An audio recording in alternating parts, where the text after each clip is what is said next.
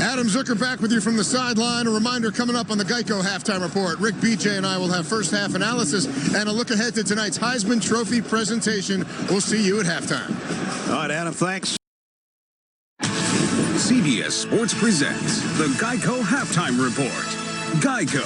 15 minutes could save you 15% or more on car insurance. And the score here in Philadelphia, Navy on top of Army 14-7, 14 unanswered points to close out the first half. And moments ago, President Trump changing over from the Army sideline to the Navy sideline after spending the first half on the West Point side of the field. And we'll see if the Commander-in-Chief's trophy follows the Commander-in-Chief to Annapolis after this game. Hello, everyone, and welcome to the Geico Halftime Report. Adam Zucker with you, joined once again by Rick Neuheisel and Brian Jones. 14-7 our score. Both teams doing what they want to do on offense. We've seen a couple of long, sustained touchdown drives, Rick, but it's Navy who's been able to have two of them so far. Yeah, Navy finished the half beautifully. If you look at the stats here, you can see that Army only has 92 total yards, but 78 of them came on that 18-play drive, Brian. Yeah, what was that you said about Navy finishing the half beautifully? It was all on the legs of Malcolm Perry. This guy came into this game with over 1,500 yards rushing, and he's adding to that total, averaging 136. You look at those rushing totals, it's primarily Mr. Perry. Here's his first long one, 55 yards to the house. See, the great ones know how to make a miss. Little dip inside, then get outside. It's nothing but green grass for him and a touchdown. And here he is to put his team in position again. Looked like he wanted to pass. He's looked like he wanted to pass on a few of these plays. Couldn't find anything downfield. He tucks it and going to his favorite side of the field again, that right side, and he gets his team in position to score. And this guy, Jacob Springer, coming into the ball game, he was leading Navy in tackles for loss, has 2.5 in this ball game. You talk about trailing plays and being able to get there. This one he's going to contain and make the tackle, big third down stop. But this is what I'm talking about. Watch him coming from the backside. He's been doing that all game long. 6 tackles in this ball game, Rick. Let's go back to this long drive. They're 4 of 8 on third down, the Black Knights. All 4 conversions came on this drive. Christian Anderson, who's got 49 yards rushing, here does a great job of seeing that first down, diving for the sticks, getting it done. Here again, it's a plodding drive. They're going to need to be ball control, and then he finishes the job with this 5-yard touchdown run. And Army trying to have its first senior class to go 4-0 against Navy since 1996 right now, Rick.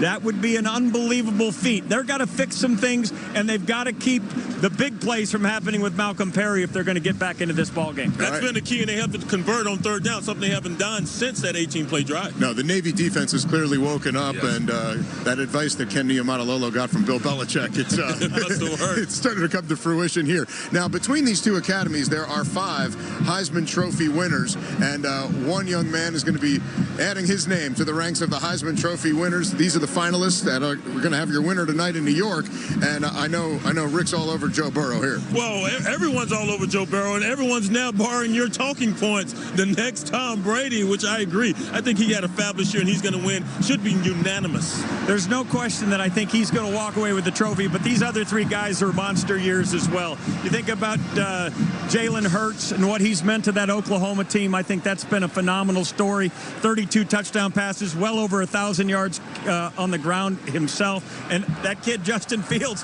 he only has 1 pick. Over 40 touchdowns he has accounted for and 1 turnover. I get it. That's why they've been invited to New York. They're being awarded a trip to New York, but Joe Burrow should win unanimously. I stand by that. Unanimously. Well, there's a couple Buckeyes that are going to be there tonight as well. Now, Burrow and Hurts, they're going to square off on the field in a couple of weeks when number 1 LSU and number 4 Oklahoma meet in the Peach Bowl.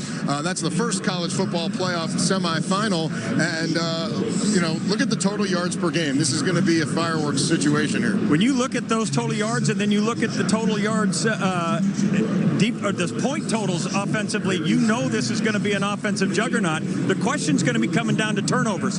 Of late, Oklahoma has turned the ball over too much. And the guy we were just discussing, Jalen Hurts has been the culprit turning the ball over too much. And while OU is playing better on defense, LSU is playing much, much better on defense, especially these last two ball games. I'm giving LSU the edge in that one. Giving LSU the edge, and they got that edge to be the #1 team, which meant that the other two squads now have to face each other, because really it feels like we have 3 #1s, but #2 Ohio State, #3 Clemson will be clashing in the Fiesta Bowl, and if Clemson can finish this thing as champs, that'll be 30-0 when you put the last couple years together, including the national championships and the playoff as well. What is your guys' take on this?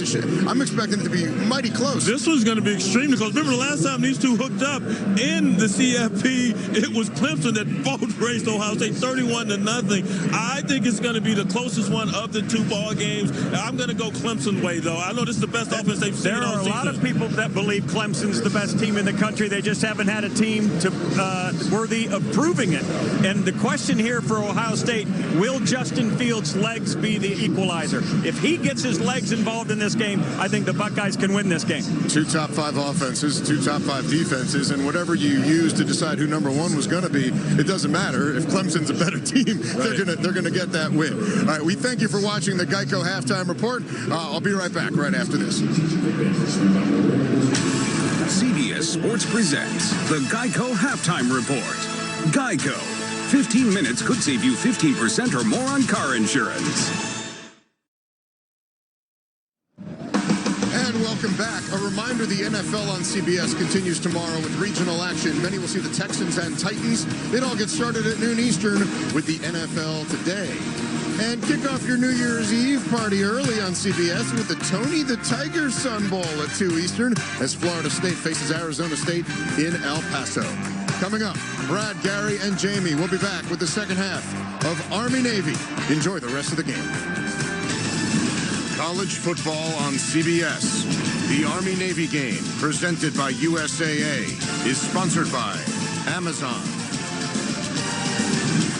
Pedigree,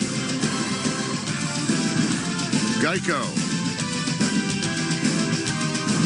and by Wheels Up.